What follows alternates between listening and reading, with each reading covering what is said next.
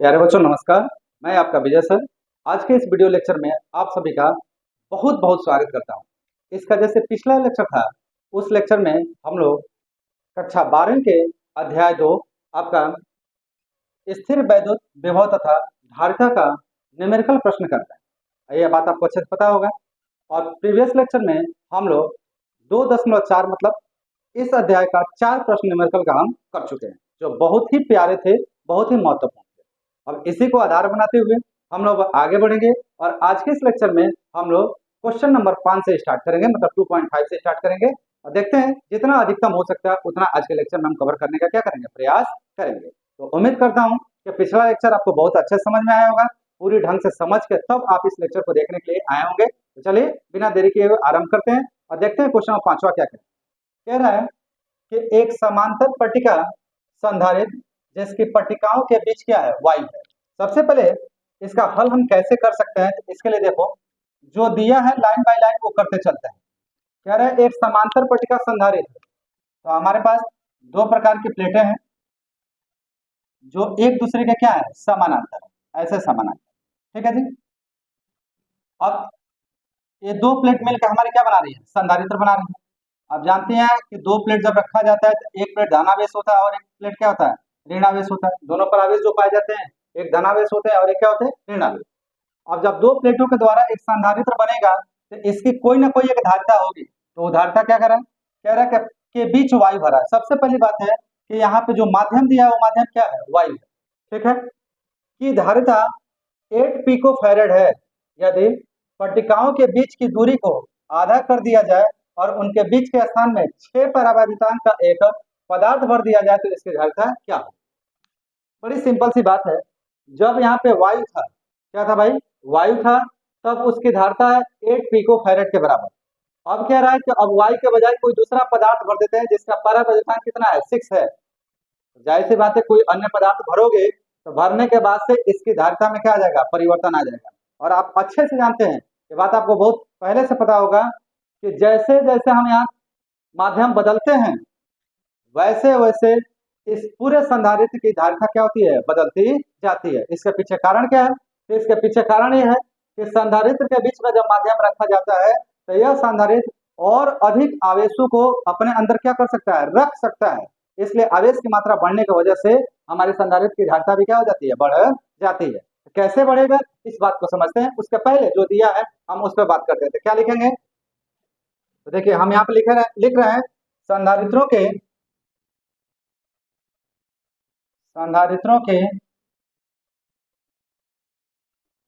प्लेटों के बीच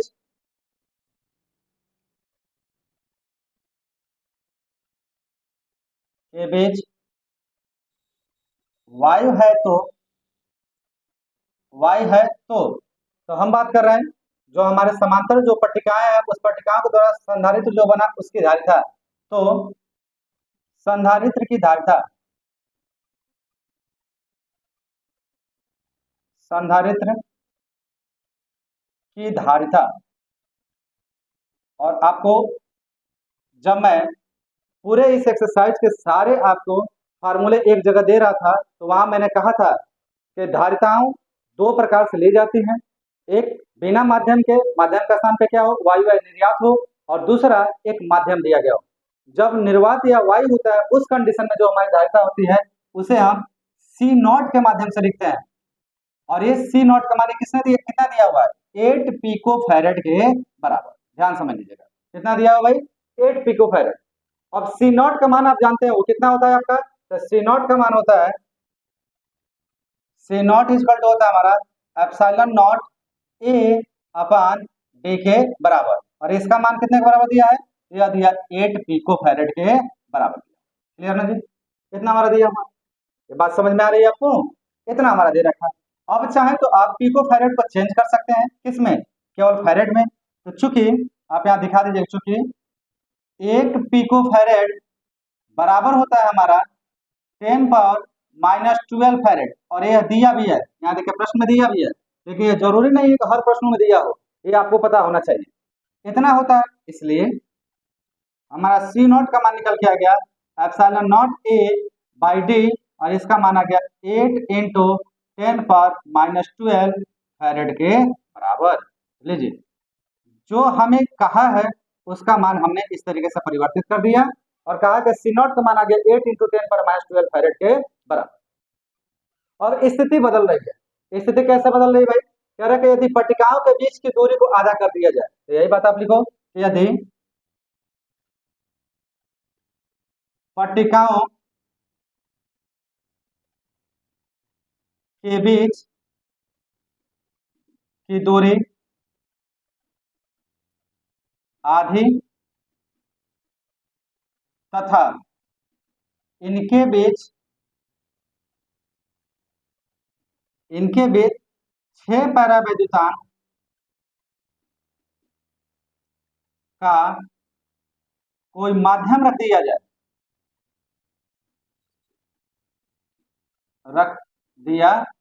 जाए, ठीक। अर्थात क्या मतलब हुआ इसका? इसका मतलब हुआ पट्टिकाओं के बीच की दूरी आधी, मतलब अब ये जो पट्टिका, मान लीजिए कि यहाँ से यहाँ तक पट्टिका की दूरी कितनी थी? डी था।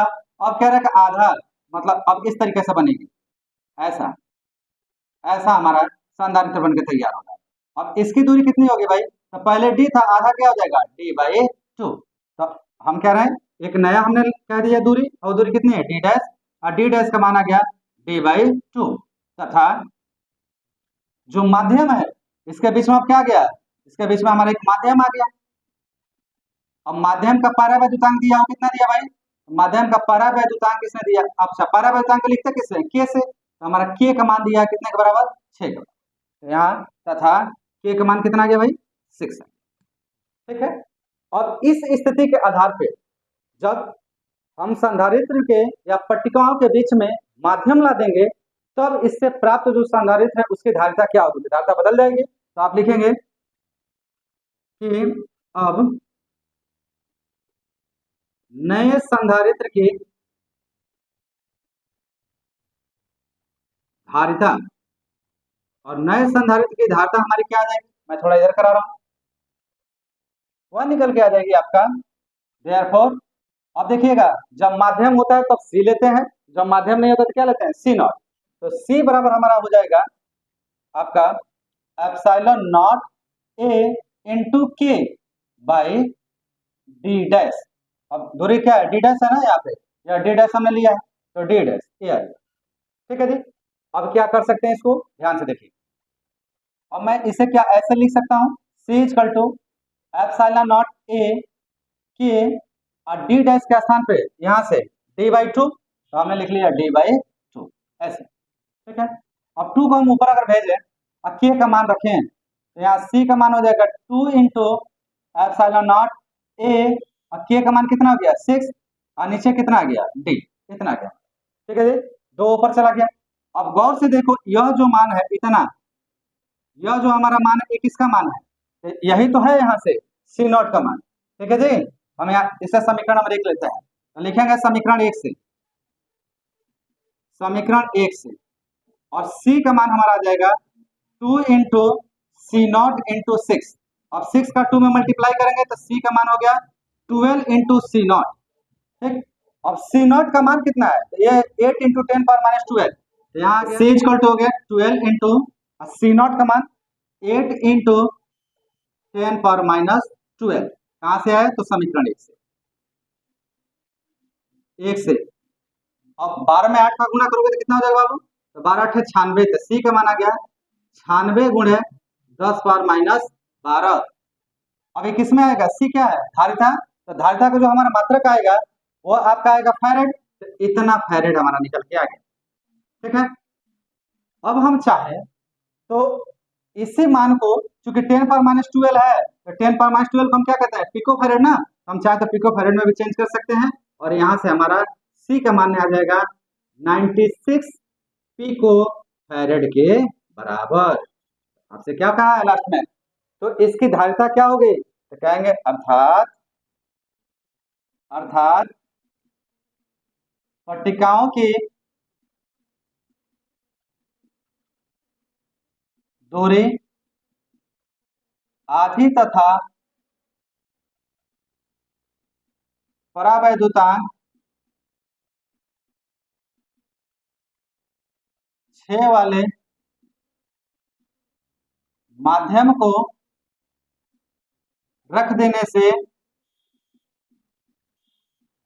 से नए संधारित्र की धारिता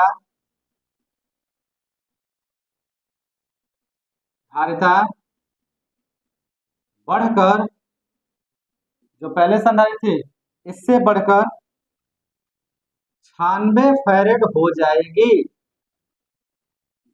96 फैरेड हो जाएगी। क्लियर है? तो देखें कितना सिंपल था, कितना आसान था। तो इस तरीके से हम क्या कर सकते हैं, इसका मान ज्ञात कर सकते हैं। तो उम्मीद करता हूं कि समझ में आ गया होगा। कैसा लगा वीडियो भाई? एक लाइक करके जरूर आप बताइए। साथ में जो नए बच्चे आए हो इस चैनल को सब्सक्राइब कर लें, और साथ ही में अपने ढेर सारे मित्रों को इसको क्या करिए, शेयर करिए। अच्छा लगे अब मैं आपको एक चीज और बताता हूँ, इस चैनल का टेलीग्राम चैनल भी है, जो ऑफिशियल चैनल आपका टेलीग्राम पढ़े बात भाई सर के नाम से, उसका लिंक डिस्क्रिप्शन में होगा। आप जाएं वहां पे और लिंक पे क्लिक करके एक बार टेलीग्राम से जुड़ जाएं। क्यों? क्योंकि जल्द ही हम लोग इस सारे चीजों का कहीं ना कहीं तरीके से हम क्या करने वाले हैं, पीडीएफ लेके आने वाले हैं, और वह पीडीएफ जो होगा वो सब टेलीग्राम पे आपको मिलेगा। तो जुड़े रहेंगे तभी तो आपको वहां से पता चलेगा। दूसरी नई चीजें आने वाली जो भी होती है उसकी नोटिफिकेशन भी हम लोग टेलीग्राम के माध्यम से प्रोवाइड करते हैं, तो वहां भी आपको चीजें क्या होती है, पता चल जाती है। चलिए बिना देरी किए उसे नोट करिए, और फिर हम बढ़ते हैं अगले प्रश्न का, और वो होगा आपका 6वां प्रश्न। तो क्वेश्चन नंबर 5 करने के बाद अब बारी आती है क्वेश्चन नंबर 6 की, या 2.6 की। अब बहुत प्यारा क्वेश्चन है, और देखिए पहली बार संधारित्रों से संबंधित, जहां संधारित्रों को श्रेणी या पार्श्वक्रम में संयोजित किया जाता है, उससे संबंधित एक प्रश्न आपके सामने आ रहा है। बहुत ध्यान से देखिएगा, एक समझ में आ जाएगा तो सारा का सारा समझ में आ जाएगा, सारा खेल ही आपका आसान हो जाएगा। कैसे? चलिए आरंभ करते हैं। कह रहा है कि 9 पिको फैरेड धारिता वाले 3 संधारित्रों को श्रेणी क्रम में जोड़ा गया है। हमारे पास कुल कितने संधारित्र हैं भाई? 3 है। तीनों की अपनी एक धारिता होगी। माना कि पहले की धारिता C1, दूसरे की धारिता C2 और तीसरे की धारिता क्या है, C3। किंतु तीनों की धारिताएं आपस में बराबर दिया हुआ है, मतलब C1 बराबर C2, C2 बराबर C3, और वो किसके बराबर है? 9 पिको फैरेड की। तो चलो पहले इतना ही बात लिखते हैं, यहाँ पे आगे कहानी हम लिखेंगे, समझने का प्रयास करेंगे। हल में हम लिख रहे हैं कि माना तीन संधारित्र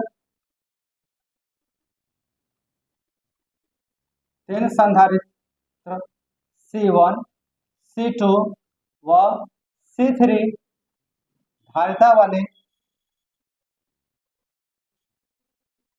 को श्रेणी क्रम में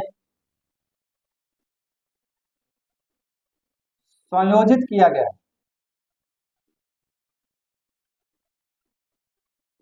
गया है। अतः प्रश्नानुसार क्या कह रहा है भाई? C1 बराबर है C2 के, यह बराबर है C3 के, यह किसके बराबर है? 9 पिको फैरेड। पिको फैरेड में हमारा दिया हुआ है, ठीक है, कितना आ गया? 9 पिको फैरेड के बाद। अब यही बात यहाँ थोड़ा हम बनाते हैं डायग्राम में देखिएगा। हमने कहा कि मान लीजिए यह हमारी पहली संधारित्र है, यह हमारी दूसरी संधारित्र है, और यह हमारी कोई तीसरी संधारित्र, और इस प्रकार से यह श्रेणी क्रम में जुड़ा है। श्रेणी क्रम का अर्थ क्या होता है? पहले संधारित्र की दूसरी प्लेट दूसरे संधारित्र के पहले प्लेट से जुड़ी हो, फिर दूसरे संधारित्र की दूसरी प्लेट तीसरी संधारित्र की पहली प्लेट में जुड़ी हो, और इसी प्रकार से आगे अगर ये बढ़ रही है तो यह जो संयोजन होता है इसी को हम क्या कहते हैं? श्रेणी क्रम संयोजन कहते हैं। ठीक है जी। अब अगर ये जुड़ा हुआ है तो हमने कहा कि माना कि इसकी धारिता है C1, इसकी धारिता है C2, और इसकी धारिता है कितनी? C3। क्या है कि तीनों की धारिताएं बराबर है, मतलब C1 बराबर भी 9 पिको फैरेड, C2 बराबर भी 9 पिको फैरेड, और C3 बराबर भी 9 पिको फैरेड के बराबर हमें प्राप्त। क्लियर है? समझ में आ रही बात है? अब आगे अब कह रहा है पहला प्रश्न, संयोजन की कुल धारिता क्या है? तो आपको ये बताना है कि संयोजन का कुल धारिता कितनी होगी। हम ये यहाँ पे लिख रहे हैं, और ये को कैसे करेंगे भाई? तो बहुत सिंपल है, आप लिखेंगे कि चूंकि सभी संधारित्र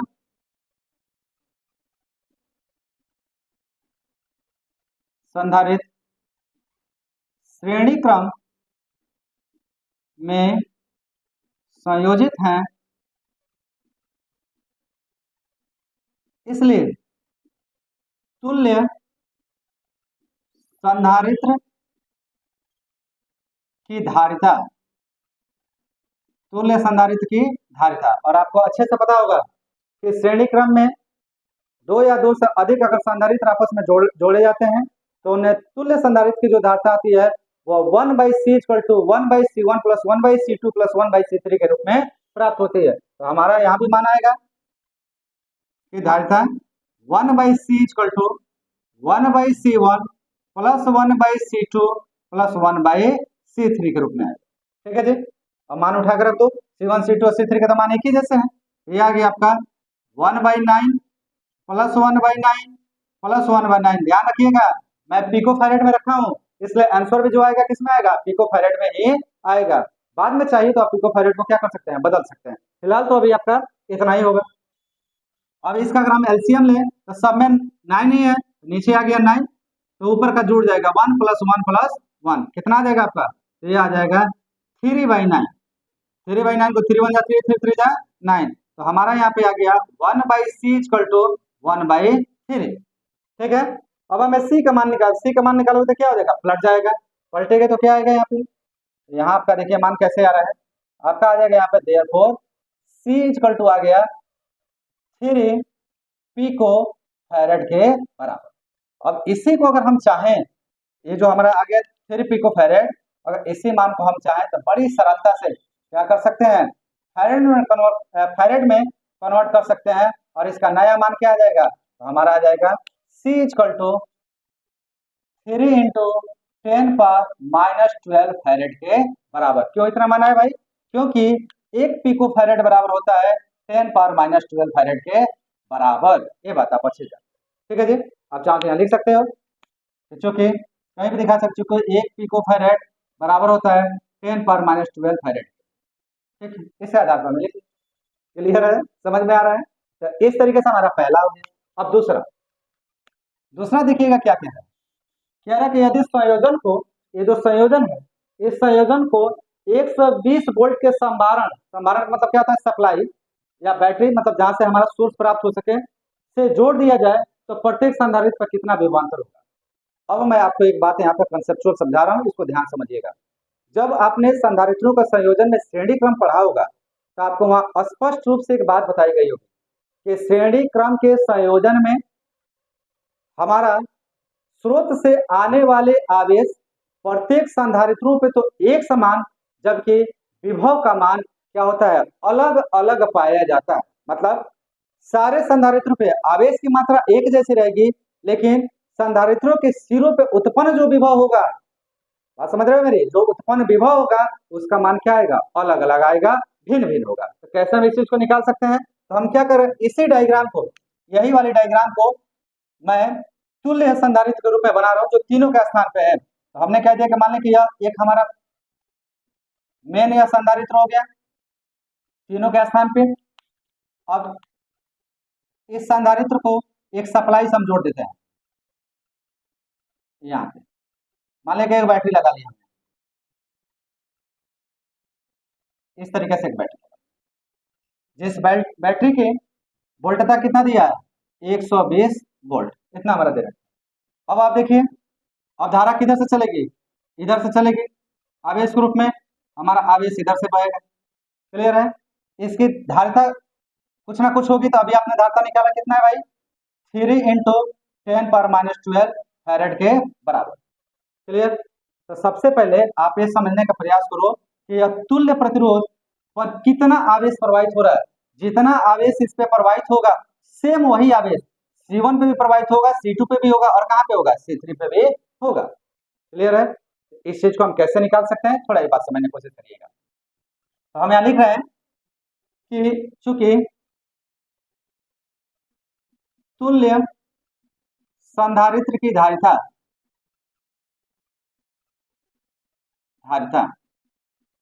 ये हमारा हो गया C equal to 3 pico farad, और V कितना आ गया, वोल्टता कितना आ गया, 120 वोल्ट। ठीक है। तो हम यहाँ लिखेंगे, अब परिपथ में या परिपथ से होकर होकर संधारित्र पर आने वाले आवेश आवेश अब कितना आवेश प्रवाहित हो रहा है, कितना आवेश आ रहा है, तो आप जानते हैं कि चूंकि संधारित्र की धारिता और संधारित्र की धारिता आप जानते हैं C इक्वल टू होता है आपका, अगर ये आपको अच्छे से याद हो तो यह होता है C equal to Q upon V की, इतना ही होता है। अब यहाँ से आप चाहे इसे बाई 1 कर लीजिए, Q का मान निकाल लीजिए, Q इक्वल टू होता है C इंटू V, बताइए आपको।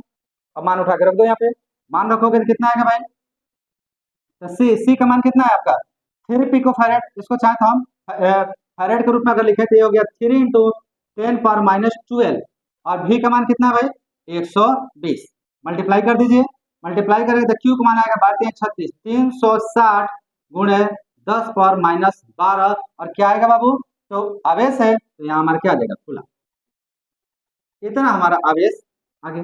ठीक है, अब हम क्या करें भाई, अब इसी आवेश के माध्यम से अब पहले संधारित्र पर हम विभव निकालते हैं, उसी प्रकार से दूसरे पर, उसी प्रकार से तीसरे पर, तो हम लिखेंगे अब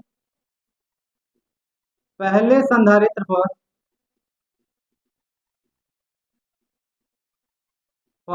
विभव। अब पहले संधारित्र पर विभव कैसे निकालोगे, आप जानते हैं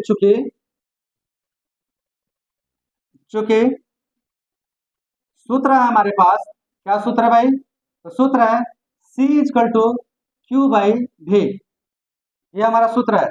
पहले संधारित्र के लिए निकाल रहा है तो देयरफॉर पहले संधारित्र की वोल्टता कितनी हो जाएगी V1, दूसरे कितना हो जाएगा V2 और तीसरे कितनी हो जाएगा V3, यहाँ विभवांतर कितना होगा V1 V2 और V3, और इसकी धारिता कितनी है C1 C2 और C3, तो हम लिखेंगे यहाँ पे V1 equal to Q upon C1। अच्छा V कहाँ से आ गया भाई, तो बड़े बच्चे कंफ्यूज होते हैं, अरे V का मान निकालो भाई, V को इधर भेजो तो क्या हो जाएगा Q बाई CN होगा, इस माध्यम से आ गया, तो V1 equal to Q upon C1। अब Q का मान कितना निकाला आपने, ये निकाला 360 गुणे 10⁻12 बटा C1 का मान कितना है हमारा, तो C1 का मान है आपका, यहाँ से देख लो कहाँ निकाला आपने C1 का मान, C1 एक यहाँ पे 9 पिको फैरेड, 9 पिको फैरेड को आप लिख सकते हैं 9 इंटू 10⁻12, 10⁻12 से 10⁻12 कैंसिल और 9 × 9 9 चौको 36 40, हमारा V1 का मान निकल के आ गया बाबू 40 वोल्ट के बराबर, क्लियर ना, V1 कितना आ गया 40 वोल्ट। ठीक, अब हम क्या कर रहे हैं, दो और बाकी लग रहा है हमारे पास, हम लिख रहे हैं इसी प्रकार, और इसी प्रकार अब दूसरे प्लेट के लिए दूसरे संधारित्र के लिए क्या हो जाएगा V2, तो V2 इक्वल टू हो जाएगा Q अपान C2, Q का मान होगा 360 गुणे 10⁻12 और यहाँ C2 का मान क्या होगा, C2 का मान भी वही होगा हमारा 9 इंटू 10⁻12, यह भी कट के कितना देगा 40 वोल्ट के बराबर। अब अगर आप गौर से देखो जो V1 आया वही V2, तो इसी प्रकार हमारा V3 का मान कितना आएगा 40 वोल्ट के बराबर आ जाएगा। हम कह सकते हैं यहाँ पे देयरफॉर V1 बराबर V2, V2 बराबर V3, आया किसके बराबर 40 वोल्ट के, समझ आ गई बात आपको, क्लियर है। तो इस तरीके से हम क्या कर सकते हैं, किसी दिए गए प्रश्नों का, जिसमें पहली बात कि अगर श्रेणी क्रम में जोड़ा गया तो तुल्य आपका जो संधारित्र बनेगा उसकी धारिता कितनी होगी ये निकाल पाएंगे, और दूसरा प्रत्येक पर विभव कितना होगा ये हम ज्ञात कर पाएंगे। ध्यान रखना जब कभी भी इस तरीके का प्रश्न दे, जब इन धारिता वाले अलग अलग धारिता वालों को एक साथ जोड़ा जाए, चाहे क्रम श्रेणी हो या चाहे क्या हो आपका पार्श्व हो, और उसे किसी सप्लाई के साथ अगर जोड़ा जा रहा है तो हमेशा ये ध्यान रखना कि आपको क्या करना पड़ेगा, आवेश की मात्रा ज्ञात करनी पड़ेगी। क्लियर ना, समझ आ रही बात, चलिए इसे नोट करिए थोड़ा समय लेके, और फिर हम बढ़ते हैं अगले प्रश्न की ओर। तो क्वेश्चन नंबर 6 करने के बाद अब उसी से संबंधित हमारा क्वेश्चन नंबर 7 आ रहा है, और ये भी बहुत प्यारा क्वेश्चन है, बहुत शानदार है, इसको देखने का प्रयास करें। अब बड़ा सिंपल तरीके से आप इसे समझ जाएंगे। कह रहे हैं कि 2 पिको फैरेड 3 पिको फैरेड और 4 पिको फैरेड धारिता वाले 3 संधारित्र पार्श्व क्रम में जोड़े गए। हमारे पास कितने संधारित्र हैं 3 संधारित्र, चलिए थोड़ा बनाते हैं इसको। पार्श्व क्रम में तो एक दूसरे के ऊपर नीचे होंगे, मान लें कि यह पहला संधारित्र है हमारा, यह हमारा दूसरा संधारित्र है, यह हमारा तीसरा संधारित्र। ठीक है। और तीनों किस क्रम में जुड़े हुए हैं, तो तीनों के तीनों हमारे पार्श्व क्रम में जुड़े हुए हैं। यह मान लीजिए कि हमारा पहला संधारित्र हो गया, यह हमारा दूसरा संधारित्र हो गया, यह हमारा तीसरा संधारित्र हो गया। पहले की धारिता हमारी हो गई C1, दूसरे की धारिता हो गई C2, तीसरे की धारिता हो गई C3। अब C1 का मान कितना दिया है, यह दिया है 2 पिको फैरेड, यह दिया है आपका 3 पिको फैरेड, और यह दिया है आपका 4 पिको फैरेड। ठीक है, ये किस में जोड़े गए हैं, तो आपका पार्श्व क्रम में जोड़े गए। तो पार्श्व क्रम में कैसे जोड़ता है, तो पार्श्व क्रम में सबका पहला पट्टी या पहला प्लेट एक बिंदु से, कुछ इस प्रकार से। ठीक है,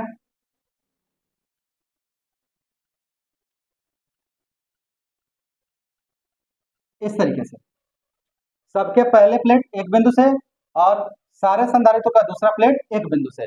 हमने कहा कि एक बिंदु यह है, एक बिंदु यह, यहाँ पे आके जुड़ा हुआ है, तो एक किस क्रम में जुड़ गया, ये सब के सब हमारे समांतर क्रम में जुड़ गए या पार्श्व क्रम में जुड़ गए। अब आगे कह रहे हैं कि संयोजन की कुल धारिता क्या होगी, तो पहले तो लिखो जो दिया है, चूंकि C1 बराबर दिया है 2 पिको फैरेड, C2 बराबर दिया है 3 पिको फैरेड, और C3 बराबर दिया है 4 पिको फैरेड। ठीक है, तो आप क्या लिखोगे, आप लिखोगे पार्श्व क्रम में संयोजित संधारित्रों की तुल्य धारिता, तुल्य धारिता। अब आप जानते हो कि जब पार्श्व क्रम में हम संधारित्रों को जोड़ते हैं तो वहां धारिता का जो मान आता है वो आता है C=C1 + C2 + C3, ऐसे आगे बढ़ता जाता है। तो हमारे चूंकि तीन ही संधारित्र है तो देयरफॉर C आ जाएगा C1 + C2 + C3। मान कितना प्राप्त होगा भाई, तो C का मान हो गया हमारा 2 पिको फैरेड, C2 का मान हो गया 3 पिको फैरेड, C3 का मान हो गया 4 पिको फैरेड। जोड़ोगे यहाँ C का मान आएगा 4 3 7 7 2 9, तो 9 पिको फैरेड के बराबर। यह हमारा लीजिए आ गया तुल्य जो हमारी धारिता होगी या तुल्य जो हमारा संधारित्र होगा उसकी जो धारिता होगी वह धारिता C आ गया हमारा 9 पिको फैरेड के बराबर। चाहे तो हम इसे फैरेड के रूप में भी लिख सकते हैं और C का मान हमारा निकल के आ जाएगा 9 × 10⁻12 फैरेड के बराबर। क्यों, क्योंकि एक फैरेड में होता है एक पिको फैरेड में होता है आपका 10⁻12 फैरेड। ये बात आप अच्छे जानते हैं, चाहे तो कहीं लिख भी सकते हैं, मैं इधर लिख दे रहा हूँ, क्योंकि एक पिको फैरेड बराबर होता है 10⁻12 फैरेड, ये आप याद रखिएगा। ठीक है, तो इतना मान हमारा निकल गया। तो इस आधार पर तो ये हमारा पहला है, पहला हमारे यहाँ से क्या हो गया, सॉल्व हो गया। अब बात आती है दूसरी। दूसरा कह रहा है कि यदि संयोजन को 100 वोल्ट के संभरण से, संभरण मतलब सप्लाई से जोड़ दिया जाए, तो लीजिए मैं इसको जोड़ रहा हूँ, एक बैटरी यहाँ ले लेता हूँ मैं,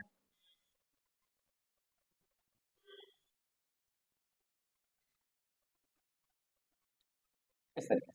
ठीक है, अब आप जानते हैं कि यह प्लस सिरा या माइनस सिरा। अब यहाँ जानते हैं कि इसका विभव कितना दे रहा है, 100 वोल्ट। अब आवेश किधर चलेगा, इधर चलेगा। यह क्यू आवेश मान लीजिए हमारा चल रहा है, लेकिन जैसे ही आवेश यहाँ जाएगा होता क्या है, तो होता यह है बाबू कि पार्श्व क्रम में आवेश जितने भी संधारित्र होते हैं उन सारे संधारित्रों पे बट जाते हैं और इनका मान अलग अलग हो जाता है। तो पहले संधारित्र पर प्रवाहित आवेश Q1, दूसरे पर प्रवाहित आवेश Q2 और तीसरे प्रवाहित आवेश कितना हो जाएगा, Q3 हो जाएगा। ठीक है, तो यही पूछा है आपसे, जोड़ दें तो प्रत्येक संधारित्र पर आवेश ज्ञात कीजिए। तो प्रत्येक संधारित्र पे आवेश का मान अब क्या आएगा, अलग अलग, किंतु इन दोनों बिंदुओं के बीच जो हमारा विभव पतन होगा वह कितना होगा, तो वह 10 का 10 उतना ही बना रहेगा या कितने के बराबर होगा, 100 वोल्ट के बराबर। मतलब विभव के मान में कोई अंतर नहीं, जबकि आवेश क्या हो जाते हैं, यहाँ पे बदल जाते हैं। जबकि श्रेणी में बिल्कुल इसका उल्टा था, श्रेणी में आवेश नहीं बदलते, विभव बदल जाते हैं। लेकिन हमारे यहाँ पे विभव 10 का 10 बना रहता है, आवेश केवल परिवर्तित हो जाता है। बड़ा आसान है, कैसे करोगे, तो आप यहाँ पे लिखोगे चूंकि V बराबर दिया हमारा 100 वोल्ट, इतना दिया हुआ है, ठीक है ना जी, और हाँ ठीक है 100 वोल्ट दिया हुआ है, तो अब आप यहाँ लिखिए कि पहले प्लेट या पहले संधारित्र, प्लेट नहीं, पहले संधारित्र पर आवेश। अब पहले संधारित्र पर आवेश कैसे आएगा, तो आप सूत्र जानते हो। सूत्र क्या जानते हो आप? सूत्र आपको पता है कि धारिता C इक्वल टू होता है Q/V। तो यहाँ से Q का मान कितना होगा, अगर Q का मान हम निकालना चाहें तो Q इक्वल टू हो जाएगा C इंटू V के बराबर। अब इसी का प्रयोग हम करते हैं और यहाँ लिखते हैं, इसलिए हम पहले संधारित्र पर आवेश निकालते हैं। पहले संधारित्र पर आवेश कितना है, Q1। तो Q1 का मान हो जाएगा C1 इंटू V, तो 10 का 10 रहेगा, उसमें कोई परिवर्तन नहीं होगा। ये कहाँ के लिए बात किया जा रहा है, पहले संधारित्र के लिए, पहले संधारित्र, ठीक है, पहले संधारित्र के लिए बात करें। अब यहाँ से देखिए Q1 का मान निकालिए। C1 कितना है सर, तो C1 है आपका 2 पिको फेरेड। तो 2, अब पिको का अगर चेंज करोगे तो 10⁻⁻12, और वोल्ट कितना है हमारा, मतलब विभव कितना है 100, गुणा कर दें कितना आ जाएगा, तो Q1 का मान निकल के आ जाएगा 200 गुणे 10⁻12, और क्या है, या आवेश है, इसका मान क्या आ जाएगा, कूलाम। इसी को चाहे तो हम ऐसे भी लिख सकते हैं, Q1 बराबर 200 पिको कूलाम के बराबर। तो पहले पे इतना आवेश हमारा चढ़ के आ गया, ठीक है जी। दूसरे पे आवेश इसी प्रकार दूसरे संधारित्र पर कितना होगा भाई, तो Q2 इक्वल टू हो जाएगा C2 इंटू V। C2 का मान कितना है भाई, तो C2 का मान है आपका 3 पिको फेरेड। तो 3 इंटू पिको का मान कितना हो गया 10⁻12। अब V का मान कितना आ गया बाबू, V का मान आ गया आपका 100। मल्टीप्लाई करोगे तो Q2 का मान आ जाएगा 300 गुणे 10⁻12 कूलाम के बराबर, या इसी को पिको में लिखना चाहोगे तो Q2 का मान हमारा निकल के आ जाएगा 300 पिको कूलाम के बराबर।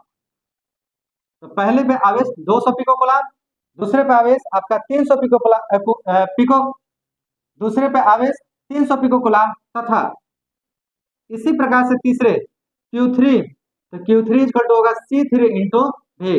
मान रख दीजिए, C3 का मान है हमारा कितना है 4 इंटू 10⁻12, अभी का मान है कितना 100।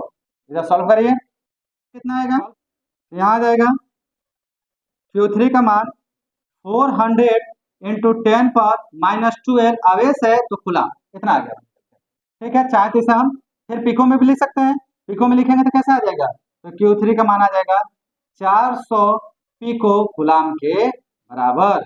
आपसे क्या पूछा है, आपसे पूछा है कि प्रत्येक संधारित्र पर आवेश ज्ञात कीजिए, तो आप लिखेंगे अर्थात 2 पिको फेरेड, 3 पिको फेरेड व 4 पिको फेरेड वाले संधारित्र पर क्रमशः 200 पिको कूलाम, 300 पिको कूलाम तथा 400 पिको कूलाम के आवेश पाए जाएंगे। क्लियर है, देखिए कितना आसान है, कितना सिंपल है, और उतना ही क्या है महत्वपूर्ण है। ध्यान से इसे आप कर लीजिए, मेरे ख्याल से समझ में आ गया होगा। मजा आ रहा है क्वेश्चन करके, अरे आ रहा है भाई तो कम से कम लाइक तो दबाओ यार, अपने प्रेजेंटिंग तो बताओ। इंटर के बच्चे भाई बहुत कंजूस हैं, पता नहीं क्यों। कौन सा हम लोग आपसे गुरुदक्षिणा मांग रहे हैं बाबू, आप इतना संकुचित हैं, और कौन से आपके लाइक दबाने से कोई समस्या खड़ा हो जाने वाला। तो कम से कम देखते हो यार, एक लाइक तो किया करो, लाइक तो करते हो तो क्या होता है, हम लोग का मनोबल कहीं ना कहीं क्या होता है, बढ़ता है। इससे आगे और भी अच्छे आपके लिए वीडियो बनाने का और सारे अच्छे लेक्चर लाने का कहीं ना कहीं क्या होता है, अंदर से प्रोत्साहन प्राप्त होता है। तो कम से कम यार वीडियो देखा करो तो लाइक जरूर दबाया करो, एकदम किया करो। इसे करने से क्या होता है, मनोबल हम लोग का ऊंचा होता है। तो चले नोट करें, इसके बाद हम अगला क्वेश्चन करते हैं, और वो हमारा 2.8 या 8वां प्रश्न। तो क्वेश्चन नंबर 7 करने के बाद अब बारी आती है क्वेश्चन नंबर 8 की। अब क्वेश्चन नंबर 8 जो है बहुत शानदार क्वेश्चन है और बहुत महत्वपूर्ण है, ध्यान से देखिएगा। क्या कह रहा है क्वेश्चन, पट्टिकाओं के बीच वायु वाले एक समांतर पट्टिका, पहले से ही पट्टिकाएं लगी हुई हैं, उनके बीच एक समांतर पट्टिका रखी गई है। संधारित्र की प्रत्येक पट्टिका का क्षेत्रफल कितना है, उसमें से जो भी पट्टिकाएं रखेंगे उनका क्षेत्रफल कितना है 6 × 10⁻³ वर्ग मीटर है, तथा उनके बीच की दूरी कितना है 3 मिलीमीटर है। मैं थोड़ा डायग्राम बनाता हूँ, ध्यान से देखिएगा। हमने कहा कि मान लीजिए यह एक पट्टिका है, एक दूसरी पट्टिका हमारी यहाँ पे जो एक दूसरे का समानांतर है।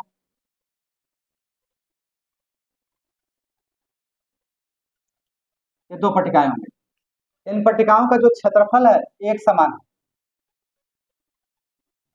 हमने कहा कि मान लीजिए कि इसका क्षेत्रफल ए है, इसका भी क्षेत्रफल क्या है, ए है, दोनों का क्षेत्रफल एक समान है। ठीक, तेरह संधारित्र की धारिता को परिकलित कीजिए। अब इन प्लेटों के माध्यम से जो संधारित्र बना इसकी धारिता का क्या करिए, आप परिकलित करिए। ध्यान रखिएगा, जब कभी भी हम किसी पट्टिकाओं के बीच में कोई समांतर पट्टिका रखते हैं तो जितना आवेश हमारा इस पे होता है उतना ही आवेश क्या होता है, इस पे भी होता है।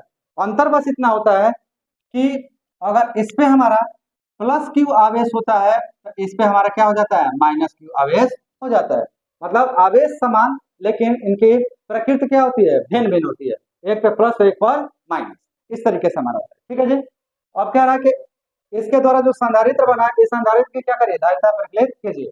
अब ये संधारित्र कहाँ बन रहा है, तो यह वाई में बन रहा है, तो हमें क्या करना पड़ेगा, वाई के अंदर प्राप्त पट्टिकाओं के द्वारा संधारित्र की धारिता ज्ञात करनी है। तो बड़ी आसान है भाई, इसका हल कैसे करें हम, हल देखिएगा ध्यान से। हल में हम सर्वप्रथम क्या कर रहे हैं, लिख रहे हैं प्रत्येक प्लेटों का क्षेत्रफल, प्रत्येक प्लेटों का क्षेत्रफल कितना दिया हुआ हमारा, तो प्रत्येक प्लेटों का क्षेत्रफल ए बराबर हमारा दिया हुआ है 6 इंटू 10⁻³ वर्ग मीटर के। ठीक है जी। तथा साथ में और क्या दिया हुआ है, तो पट्टिकाओं के बीच की दूरी, पट्टिकाओं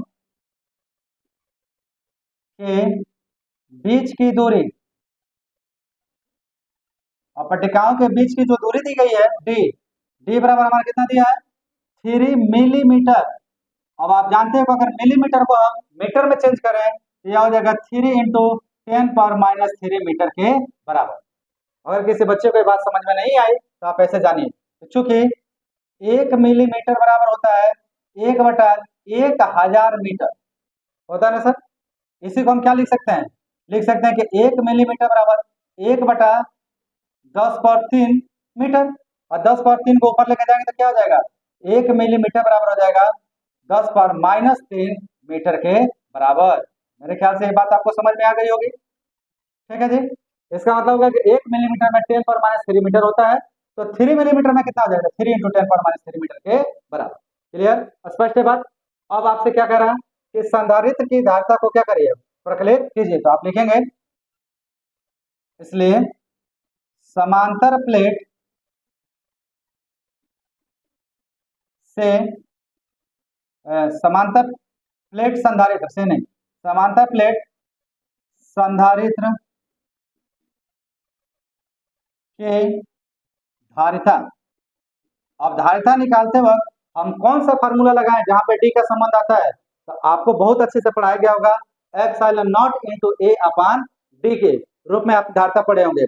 और वो धारिता किसके लिए होता है, तो वह निर्वात के लिए होता है। बिल्कुल हमारा निर्वात ही है यहाँ पे, therefore C naught equal to epsilon naught A upon D के बराबर, इतना होता है।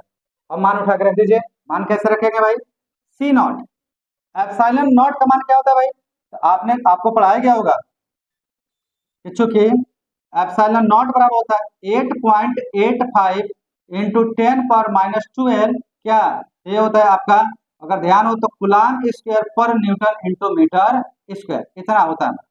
ठीक है, इसे मान को उठाकर रख दीजिए, यह हो गया आपका 8.85 इंटू 10⁻², और डी सॉरी ए भी तो आएगा, ए का मान कितना है भाई, क्षेत्रफल दिया है 6 इंटू 10⁻³ बाई डी, डी का मान हमारा कितना है 3 इंटू 10⁻³। एक काम करते हैं, यह 10⁻³ से यह 10⁻³ कैंसिल, और 3 1 3 और 3 2 जा 6, 2 का इसमें मल्टीप्लाई कर लीजिए, तो सी नॉट का मान निकल के आ जाएगा 5 दूना 10 के 0, 8 दूना 16 1 17, 8 दूना 16 16 1 17, तो 17.70 गुणे 10⁻12, इतना हमारा आ जाएगा धारिता किस रूप में, फैरेड के रूप में। तो हम इसे क्या कर सकते हैं, फैरेड के रूप में ले सकते हैं। अब चाहे तो हम बड़ी सरलता से इसी फैरेड को, देखिए यह फैरेड के रूप में आ गया, अब इसी फैरेड को हम किस में बदल सकते हैं, पिको फैरेड में। तो कैसे बदलोगे, आप जानते हो कि चूंकि एक पिको फैरेड बराबर होता है 10⁻12 फैरेड। इसके आधार पे जहाँ 10⁻12 आया फैरेड आया होगा वहां पे पिको लिखा जा सकता है। तो CO का मान आ गया 17.70 पिको फैरेड के बराबर। तो ये हमारे निकल के आ गई समांतर प्लेट संधारित्र की धारिता, जो कहाँ रखी गई है, ये हमारा Y में रखा गया। अब आगे आगे क्या कह रहा है कि यदि इस संधारित्र को 100 वोल्ट के संभारण से जोड़ दिया जाए, अब इसी को हम एक 100 वोल्ट के संभारण से जोड़ दे रहे हैं, बैटरी से जोड़ दे रहे हैं इस तरीके से। इसकी वोल्टता कितनी दी गई भाई, 100 वोल्ट। तो आपसे क्या रहा, आगे जोड़ दिया जाए तो संधारित्र की प्रत्येक पट्टिका पर कितना आवेश है, तो आपको बताने का प्रत्येक पट्टिका पर कितना आवेश, तो जितना आवेश यहाँ से चलेगा वही तो आवेश होगा, क्लियर ना। तो कितना आवेश चलेगा, तो चलिए निकालते हैं, बहुत आसान है। कहेंगे अब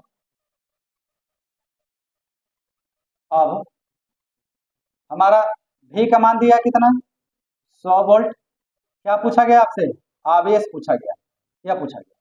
तो आप एक सूत्र जानते हो कि चूंकि सूत्र क्या है आपका, सूत्र है संधारित्र की धारिता